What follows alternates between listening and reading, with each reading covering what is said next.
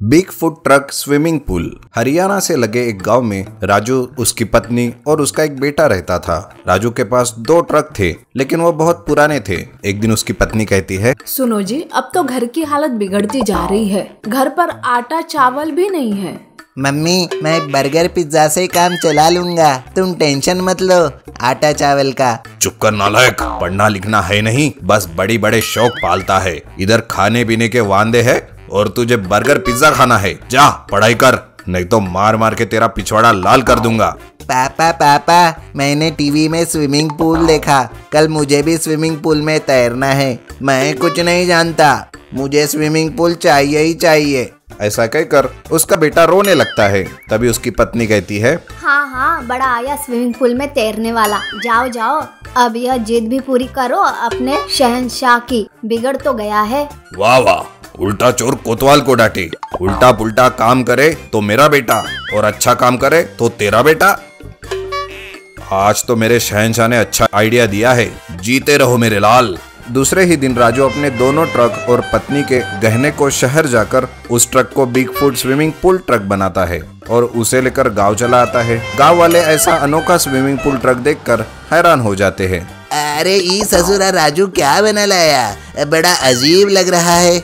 राजू खुशी से घर पहुंचकर कहता है, अरे ओ भगवान, जरा बाहर तो आओ। अरे मोरी मैया, ये सब क्या है? अपने ट्रक को ये क्या कर दिया? अब क्या ऐसे ही देखकर पेट भरेंगे? वाह पापा, मजा आ गया, अब मैं हर रोज स्विमिंग करूंगा। ऐसा कहकर वो स्विमिंग पूल में कूद जाता है। राजू कहता है, जा बेटा जा, आज जी भर कर स्विमिंग कर ले। कल से यही स्विमिंग पूल ट्रक हमारा रोजी रोटी बनेगा। अगले दिन राजू स्विमिंग पूल को सजाकर उसमें पानी भरकर शहर ले जाता है, लेकिन स्विमिंग पूल का पानी रास्ते में छलक कर गिर जाता है और कुछ देर के बाद वो शहर के कॉलोनी में जाकर रुकता है। आइए भाइयों एवं उनकी बहनों, पे एंड स्विमिंग का मजा लीजिए। तभी उस कॉलोनी वाली मेघा उस ट्रक को देखकर कहती है, वाह, क्या big foot swimming pool truck है। चलो चलकर मजा लेते हैं। कुछ समय तैरने के बाद सभी लोग वहां आ जाते हैं। एक औरत कहती है, भैया आपका स्विमिंग पूल तो कमाल है। आप हर रोज हमारे कॉलोनी आना, हमारे बच्चे तैरना सीख जाएंगे। जी हाँ मैडम, हम हर रोज आएंगे। आप भी ज्यादा से ज्यादा लोगों को बता दीजिए तो बड़ी मेहरबानी होगी। ऐसा कहकर राजू गांव के लिए निकल जाता है और रास्ते में उस गंदी पानी को बहा देता है।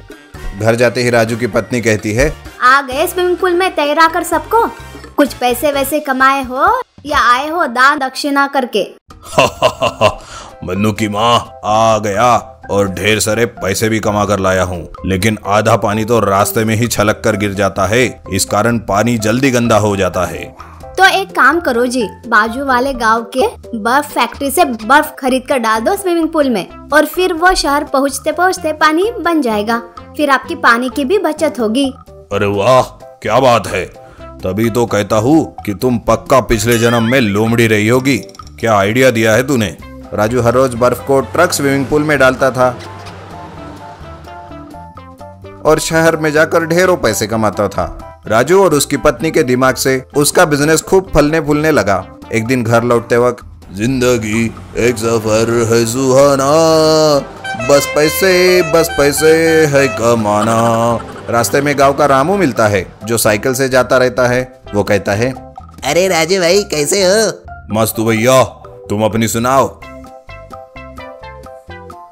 क्या बताऊं भाई, खेत में पानी डालना है, मशीन खराब पड़ी है, पैसे भी नहीं है मशीन बनाने के लिए, क्या करूं समझ नहीं आ रहा। अरे भैया चिंता मत करो, अगर तुम्हें कोई ऐतराज ना हो तो मेरे स्विमिंग पूल ट्रक का पानी शहर से आते वक्त तुम्हारे खेत में डाल देता हूँ। जब तक तुम्हारी मशीन ना बन जाए तब तक, क्या कहते हो? अरे वाह, नेकी और पूछ कृपा होगी भाई तुम्हारी। अगर तुमने मेरी परेशानी खत्म कर दी तो इसके बदले मैं तुम्हें रोज कुछ पैसे भी दे दूंगा, जिससे तुम्हारी भी कुछ मदद हो जाए। राजू अपने ट्रक स्विमिंग पूल का पानी उसके खेत में डाल देता है और हर रोज Bigfoot truck swimming pool में बर्फ भरकर शहर ले जाता है, जिसमें बच्चे बूढ़े सब बहुत मजे से स्विमिंग करते हैं। और शहर से गांव आते वक्त रामू के खेत में उस पानी को डाल देता है। इस तरह राजू को आम के आम और गुठलियों के दाम भी मिल जाते हैं। आपको हमारी ये कहानी सुनकर कैसा लगा हमें कमेंट बॉक्स में जरूर बताएं। और यदि आप ऐसी ही और भी कहानियां सुनना चाहते हैं तो हमारे चैनल को सब्सक्राइब जरूर करें। शुक्रिया।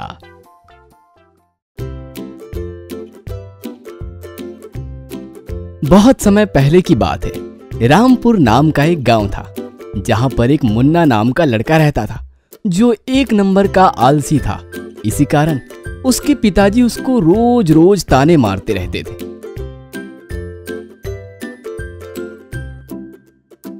अबे आलसी, पढ़ाई खत्म हो गया, बस दोस्तों के साथ इधर उधर गुलछर्रे उड़ाते रहता है, कुछ काम क्यों नहीं करता? कब तक तुझे मैं पालूंगा? ठीक है पापा, मैं जाता हूँ और तभी लौटूंगा जब कोई काम मिल जाएगा। अपने बात पे कायम रहना, ऐसा ही वापस मत आ जाना। और मुन्ना गुस्से में वहां से चला जाता है। और मुन्ना यह बात अपने दोस्त सावन को बताता है। तब सावन कहता है, सुन, मेरे मामा के पास एक पुराना बस है, थोड़ा खर्चा है पर तुम चला सकते हो और तुमको तो ड्राइविंग भी आती है। हाँ, रोज रोज मेरे पापा के किचकिच से तो अच्छी है। सावन दूसरे दिन मुन्ना को यह बस दिलवा देता है। गांव से शहर की ओर चलने लगता है।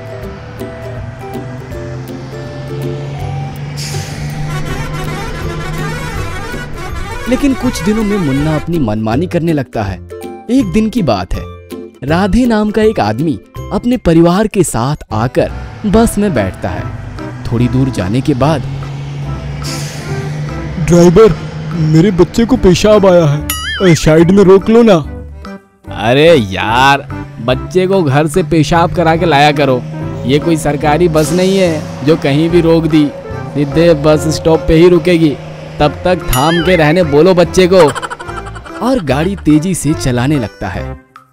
रोक दो भैया, नहीं तो गड़बड़ हो जाएगा, वही मुँह दिया तो हमको तो बाद में मत कहना। ऐसा हुआ तो मैं तुझसे बस साफ करवाऊंगा, और ज्यादा जरूरी है तो पॉलिथीन बांध लो, लेकिन बस नहीं रुकेगी।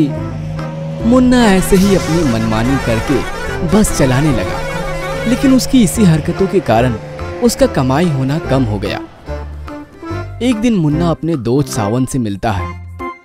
अरे यार, कुछ कमाई नहीं हो रहा, बस डीजल का ही पैसा निकल रहा। मेरे दिमाग में एक प्लान है जिससे हमारी कमाई बढ़ जाएगी, बोलो तो कहूँ। बोलो बोलो सावन भाई, क्या प्लान है? क्यों ना हम बस को रास्ते में रोक के कुछ सामान बेचे, जैसे ट्रेनों में होता है। हाँ सावन, ये प्लान तो अच्छा है। अगले दिन मुन्ना अपने प्लान के हिसाब से एक जगह पर अपनी बस रोक देता है और नीचे उतर के मोबाइल से बात करने का नाटक करने लगता है। थोड़ी देर बाद सारे यात्री परेशान हो जाते हैं और उसमें से एक जाकर मुन्ना से बोलता है, क्या ड्राइवर साहब, बस क्यों रोक दिया इतनी देर से? अरे यार, गर्लफ्रेंड से बात कर रहा हूँ, आपको पता है ना आज के डेट में गर्लफ्रेंड बनाना कितना मुश्किल हो गया है। थोड़ी देर बात करोगे तो क्या हो जाएगा? अगर थोड़ी देर बात नहीं करूंगा ना तो सर में चढ़ के तांडव करती है। रुको भाई, थोड़ी देर रुको। लेकिन भाई, ऐसे कब तक रोके रहोगे बस को? हमको लेट हो रहा है, सब परेशान हो रहे हैं। भाई, अगर मेरा ब्रेकअप हो गया तो आप क्या करोगे? क्या अपनी बेटी से मेरी शादी करवा दोगे? बात करने दो यार मुझे। जाओ बैठो, जाओ, मैं आता हूँ। सावन उसी बीच प्लान के हिसाब से सेल्समैन बनकर आता है। भाई और बहनों, मैं आपके लिए लेकर आया हूँ एक जबरदस्त बाम। सर के बाल से पैर तक सब कुछ बीमारी का इलाज। इससे होगा घुटने का दर्द तो वहाँ लगा लो, पेट में है दर्द तो वहाँ लगा लो, दंत खराब है तो वहाँ लगा लो, सब मर्ज का एक है दवा, ये है बाम। कंपनी का प्रचार कर रहा हूँ, इस कारण आपको मात्र 100 में दे रहा हूँ, बाहर से खरीदोगे तो 500 रुपए में मिलेगा। भैया, उसका इलाज भी हो जाएगा क्या? किसका इलाज बोल रहे हो भाई? भैया, लेटरिन के समय बहुत दर्द होता है, इस कारण हम हफ्ते में 2 ही 3 दिन जाते हैं। हाँ, हो जाएगा, पर उसको घी और शहद के साथ मिलाकर तुम्हारे पिछवाड़े पर अच्छे से मालिश करना, ठीक हो जाएगा, ठीक है। ऐसा सावन अपना पूरा बाम बेचकर निकल जाता है और उनका बहुत फायदा होता है। सावन के जाते ही मुन्ना बस में आता है और बस लेकर निकल जाता है। दूसरे दिन फिर मुन्ना वैसा ही करता है और सावन अपना भेष बदलकर बस में आता है। चड्डी चड्डी रंग बिरंगी खुशबूदार इज्जतदार चड्डी, हर कलर डिजाइन और फ्लेवर की चड्डी, पार्टी वियर चड्डी, कॉमन मैन से लेकर सुपरमैन तक की चड्डी, हर शेप नीली पीली और सतरंगी चड्डी, रात के राजाओं के लिए डिस्को रेडियम वाली चड्डी, नाड़े वाली चड्डी, इलास्टिक वाली चड्डी, छोटे बच्चों के लिए डोरेमोन छोटे भीम वाली चड्डी और बड़ों के लिए टाइगर वाली चड्डी। चाहे जितना भी खेलो कबड्डी, टूट जाएगी हड्डी लेकिन नहीं फटेगी ये चड्डी। चड्डी चड्डी चड्डी, एक से बढ़कर एक चड्डी। फिर सभी लोग चड्डी खरीद लेते हैं। ऐसा इनका रोज का काम हो गया था। मुन्ना गाड़ी कहीं भी रोक देता था और सावन रास्ते में आकर कुछ बेचने लगता था। धीरे धीरे सावन और मुन्ना की अच्छी कमाई होने लगी। रोज रोज की इन हरकतों से यात्री परेशान होने लगे। एक दिन गांव के कुछ लोग अपने में बातें कर रहे थे। अरे यार, ये मुन्ना का भी गजब नाटक हो गया है। कहीं भी गाड़ी रोक देता है और अपने गर्लफ्रेंड से बातें करने लगता है। हाँ यार, रोज का यही नाटक हो गया है और कुछ बोलो तो उल्टा हम पे ही भड़क जाता है। एक बात तुमने गौर किया है, जब जब मुन्ना गाड़ी रोकता है तभी वो सेल्समैन आता है। हाँ यार, मैंने भी ये बात पे गौर किया है। एक दिन शाम को मुन्ना और सावन अपने बस के पास पैसों का हिसाब किताब कर रहे होते हैं। अरे आज तो बहुत कमाई हुआ है, ऐसे ही लोगों को बेवकूफ बनाते रहेंगे और पैसा छापते रहेंगे। ऐसा बोलकर दोनों हंसते हैं। तभी एक लड़का उनकी सारी बातें सुन लेता है और गांव वालों को सारी बातें बता देता है। दूसरे दिन जब मुन्ना और सावन पैसों का हिसाब किताब कर रहे होते हैं तभी गांव वाले वहां आ जाते हैं।